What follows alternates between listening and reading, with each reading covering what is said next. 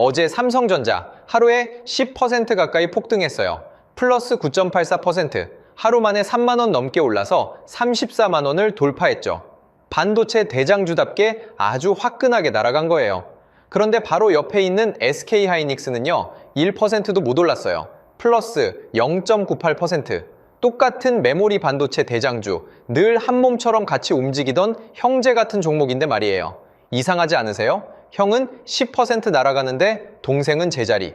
왜 하필 어제 하이닉스만 멈춰 섰을까요? 우연일까요? 우연이 아니에요. 사실 어제 하이닉스한테는 45조짜리 사건이 하나 터졌거든요.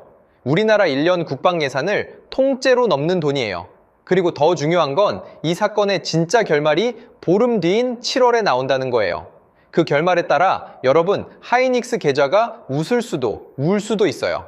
오늘 이 얘기 끝까지 들어보세요. 안녕하세요. 어려운 경제 뉴스를 환호도 공포도 빼고 오직 사실로만 정리해서 여러분 지갑 지키는 행동으로 바꿔드리는 경제 팩트예요. 어제 하이닉스가 공시 하나를 냈어요. 미국 나스닥에 상장하겠다는 거예요. 미국에서 부를 이름 티커는 SKHY고요. 뉴스마다 하이닉스 드디어 글로벌 기업 됐다고 환호가 쏟아졌어요. 그런데 환호만 보고 따라가면 안 돼요. 좋은 뉴스일수록 한 겹 벗겨봐야 진짜가 보이거든요. 오늘 그걸 같이 해볼게요. 딱 4가지만 가져가세요. 첫째, 이 45조가 왜 내 주식엔 1원도 안 들어오는지. 둘째, 그런데 왜 또 한쪽에선 190만 원 간다고 하는지. 셋째, 왜 전문가 단체는 이걸 대놓고 반대하는지. 넷째, 하이닉스 주주가 7월에 뭘 점검해야 하는지까지요. 자, 먼저 무슨 일이 벌어진 건지부터요. 어제 6월 24일 하이닉스가 공시했어요. 미국 주식외탁증서, 줄여서 ADR이라는 걸 발행해서 나스닥에 상장하겠다. 규모는 최대 45조 4,500억 원이에요. ADR이 뭔지부터 풀게요. 어렵게 생각하실 거 없어요. 하이닉스 주식 자체가 미국으로 건너가는 게 아니에요. 한국 주식을 미국에서도 사고 팔 수 있게 만든 교환권 같은 증서예요. 쉽게 말하면 미국 투자자가 굳이 한국 계좌를 안 만들어도 달러로 하이닉스에 투자할 수 있는 통로를 하나 뚫는 거예요. 미국에 거대한 돈이 들어올 문을 여는 거죠. 그럼 여기서 왜 굳이를 붙여볼게요. 왜 굳이 미국까지 가서 통로를 뚫을까요? 답은 억울해서예요. 무슨 억울함이냐면요. 경쟁사인 미국의 마이크론은요. 같은 메모리 반도체 회사인데 주식이 비싸게 평가받아요. 그런데 하이닉스는 똑같이 벌어도 한국에 있다는 이유로 싸게 평가받아요. 이걸 코리아 디스카운트, 한국 주식 할인이라고 불러요. 이게 얼마나 차이 나냐면요. 숫자로 보여드릴게요. 하이닉스의 선행 PR, 그러니까 버는 돈 대비 주가 수준이 약 8배 정도예요. 그런데 마이크론은 그 2배가 넘어요. 똑같은 빵을 똑같이 만들어 파는데 미국 빵집은 가게값을 2배로 쳐주고 한국 빵집은 절반만 쳐주는 거예요. 하이닉스 입장에선 억울하죠. 우리가 마이크론보다 못한 게 뭐냐는 거예요. 그래서 미국으로 가는 거예요. 날짜가 좀 헷갈리니까 정리해 드릴게요. 미국 ADR 상장 예정일은 7월 10일, 청약과 대금 납입은 7월 14일, 그리고 한국의 새 주식이 실제로 등록되는 신주 상장일은 7월 29일이에요. 7월 한 달에 걸쳐 단계적으로 진행돼요. 자, 이제 핵심으로 들어갈게요. 45조를 끌어온다니까 다들 대박이라는데요. 여기서 한 발 더 들어가 볼게요. 이 45조, 과연 내 주식으로 들어올까요? 결론부터요. 단 1원도 안 들어와요. 왜일까요? 이 돈은 하이닉스라는 회사가 받는 돈이지 주주인 내 주머니로 오는 돈이 아니거든요. 게다가 그냥 받는 것도 아니에요. 새 주식을 새로 찍어서, 즉 신주를 발행해서 받는 거예요. 이게 왜 중요한지가 오늘의 핵심이에요. 피자로 비유해 볼게요. 회사 전체가 피자 한 판이라고 해봐요. 내가 가진 주식 한 주는 그 피자의 한 조각이고요. 회사 가치는 결국 이 피자를 몇 조각으로 나눠 갖느냐의 문제예요. 그런데 새 주식을 찍는다는 건 같은 피자를 더 많은 조각으로 다시 자르는 거예요. 피자 크기는 그대로인데 조각 수만 늘어나면 내 조각은 어떻게 될까요? 당연히 작아져요. 이걸 어려운 말로 지분 희석이라고 해요. 이번에 새로 찍는 주식이 약 1779만 주, 비율로는 2.4% 정도예요. 그러니까 41조각짜리 피자를 42조각으로 다시 자르는 셈이에요. 내가 가진 100주의 가치 지분이 그만큼 살짝 묽어지는 거죠. 여기서 공정하게 짚을게요. 묽어지는 건 사실이지만 희석폭 2.4%는 아주 큰 건 아니에요. 신주 발행한다더라 하고 패닉에 빠질 수준은 아니라는 거예요. 이것도 분명한 사실이에요. 그리고 좋은 면도 반드시 봐야죠. 그 45조를 어디에 쓰느냐? 전액 설비 투자예요. 용인 반도체 클러스터 같은 미래 공장에 통째로 들어가요. 피자를 잘게 자른 대신 그 돈으로 훨씬 더 큰 피자를 굽겠다는 거예요. 그래서 낙관론자들은 이렇게 봐요. 미국 상장으로 코리아 디스카운트가 풀려서 PR의 마이크론 수준으로만 올라가도 하이닉스 주가가 190만 원 선까지 갈 수 있다고요. 어제 종가가 258만 원이었는데 잠깐 이건 시점 비교라 단정하면 안 되니 재평가 기대가 크다는 정도로만 받아주세요. 그러니까 정리하면 이래요. 이건 확정된 희석과 기대되는 성장의 줄다리기예요. 한쪽엔 7월에 바로 일어나는 확정된 2.4% 희석, 다른 쪽엔 아직 일어나지 않은 재평가 기대. 이 비대칭이 핵심이에요. 확정과 기대, 둘의 무게가 같지 않아요. 희석은 7월 29일에 무조건 일어나요. 재평가는 잘 되면 일어나고 안 되면 안 일어나요. 그래서 190만 원 간다는 말만 듣고 들어가면 위험한 거예요. 그런데요, 잘 안 알려진 정말 중요한 부분이 하나 있어요. 이 신주 발행 방식을 두고 한국기업 거버넌스 포럼이라는 단체가 공식적으로 반대 입장을 냈어요. 여기서 오해 마세요. 미국 상장 자체를 반대하는 게 아니에요. 그건 찬성해요.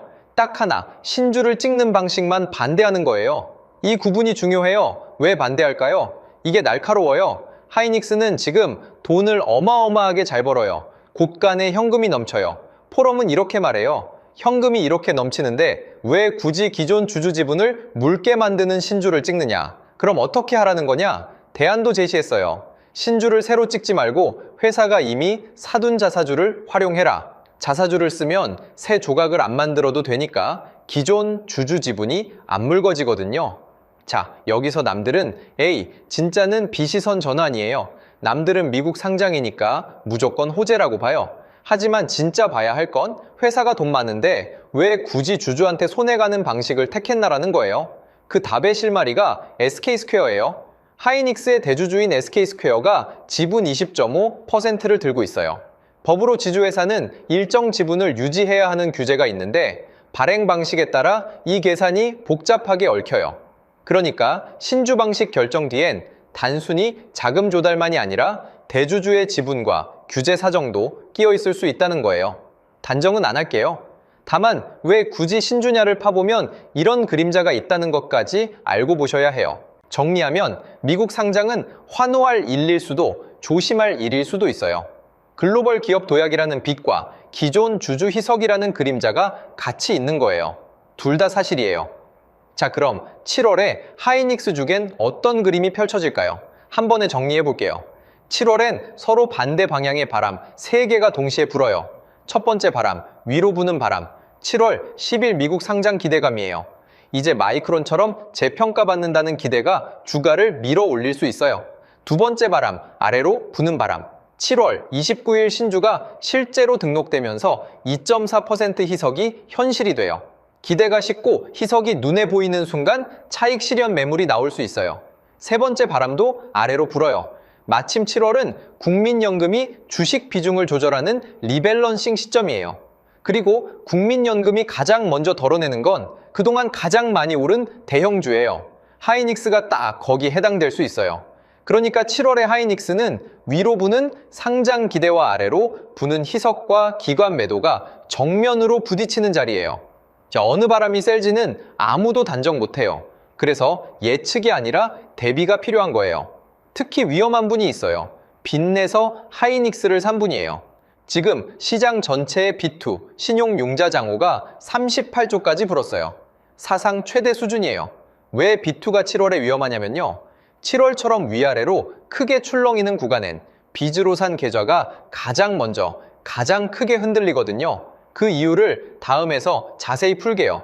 자, 이제 제일 중요한 부분이에요. 7월 전에 뭘 해야 하는지 내 상황별로 정확하게 짚어드릴게요.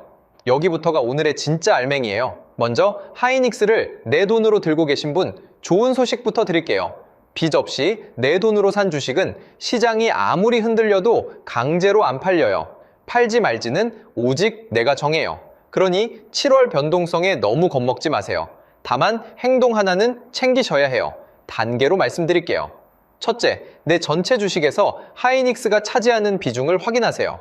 둘째, 그게 절반을 넘는다면 7월 변동성이 오기 전에 일부는 다른 자산으로 나눠두세요. 왜 절반이 기준이냐면요. 한 종목에 내 돈 절반 이상이 쏠려 있으면 그 종목이 7월에 출렁일 때 내 계좌 전체가 같이 휘청겨요. 분산은 수익을 키우는 게 아니라 한 방에 무너지는 걸 막는 안전벨트예요. 다음, 빚으로 하이닉스를 산 분. 이분들은 기준선이 아주 명확해요. 빚이 내 전체 투자금의 30%를 넘으면 거기서부턴 위험 구간이에요. 이 30%를 꼭 기억하세요. 행동은 이래요. 7월 출렁임이 오기 전에 지금처럼 시장이 비교적 평온할 때 빚부터 단계적으로 줄이세요. 한 번에 다 정리하란 게 아니라 몇 번에 나눠서 비중을 30% 아래로 내리는 거예요. 왜 미리 줄여야 하느냐? 반대 매매라는 게 있어요. 작동 원리를 알면 무서워요. 빚으로 산 계좌는 주가가 일정선 밑으로 빠지면 증권사가 이틀 뒤에 내 주식을 강제로 팔아버려요. 무서운 건 내가 버티고 싶어도 못 버틴다는 거예요. 파는 시점을 증권사가 정하거든요. 그것도 제일 많이 빠진 자리 근처에서요. 그래서 무너진 다음엔 손 쓸 방법이 없어요. 무너지기 전에 미리 줄이는 게 유일한 답이에요. 안심 장치 하나 드릴게요. 빚을 30% 아래로 줄여두면 7월에 주가가 흔들려도 반대 매매선까지 여유가 생겨요. 강제 청산 걱정 없이 내 판단으로 버틸 수 있는 체력이 만들어지는 거예요. 마지막으로 아직 하이닉스가 없는데 상장 호재니까 지금 들어갈까 고민 중인 분. 솔직히 가장 조심해야 할 마음이 바로 그거예요. 호재 뉴스가 사방에서 쏟아질 때가 오히려 가격이 잔뜩 달아오른 과열 구간일 수 있거든요. 들어가더라도 원칙 3가지는 꼭 지키세요. 첫째, 빚은 절대 쓰지 말고 여윳돈으로만. 7월 변동성 구간에서 빚은 가장 위험한 연료예요. 둘째, 한 번에 다 넣지 말고 최소 3번에 나눠 들어가세요. 상장 기대로 오른 지금 가격이 꼭지일 수도 있으니 시점을 분산해 평균 단가를 낮추는 거예요. 셋째, 현금을 일부 쥐고 계세요. 다들 들어갈 때 가진 돈 다 넣어버리면 정작 7월 희석이나 조정으로 가격이 빠질 때 살 돈이 없어요. 현금을 남겨두면 그 하락이 위기가 아니라 싸게 담는 기회로 바뀌어요. 자, 오늘 내용을 정리할게요. 하나, 하이닉스가 7월 10일 미국 나스닥에 SKHY라는 이름으로 상장해요. 45조를 끌어오는데 이건 회사가 받는 설비 투자 돈이지 내 주식으로 들어오는 돈이 아니에요. 둘, 새 주식을 약 2.4% 더 찍는 거라 내 지분은 살짝 묽어져요. 코리아 디스카운트가 풀려 재평가받을 기대도 있지만 그건 어디까지나 기대고 희석은 확정이에요. 게다가 거버넌스 포럼은 현금 넘치는데 왜 신주냐, 자사주를 써라며 반대까지 했어요. 셋, 7월엔 상장 기대, 신주 희석, 국민연금 매도라는 바람 세개가 부딪혀요. 그래서 빚으로 산 분은 빚 비중 30%를 먼저 점검하고 내 돈으로 산 분은 한 종목 쏠림을 줄이는 게 핵심이에요. 미국 상장은 빚과 그림자가 같이 있는 사건이에요. 환호도 공포도 정답이 아니에요. 진짜 중요한 건 환호에 휩쓸려 빚을 키우지 않는 거예요. 좋은 뉴스일수록 한 겹 더 들여다보는 게 내 지갑을 지키는 첫걸음이에요. 마지막으로 딱 하나만 자문해보세요. 7월에 하이닉스가 위아래로 크게 출렁여도 내 계좌가 강제로 안 팔릴 만큼의 여유가 있는가? 이 질문 하나가 7월에 여러분을 지켜줄 거예요. 오늘 영상이 도움되셨다면 구독과 알림으로 함께 해주세요. 환호도 공포도 빼고 사실만 들고 다시 찾아올게요. 그럼 다음에 또 만나요.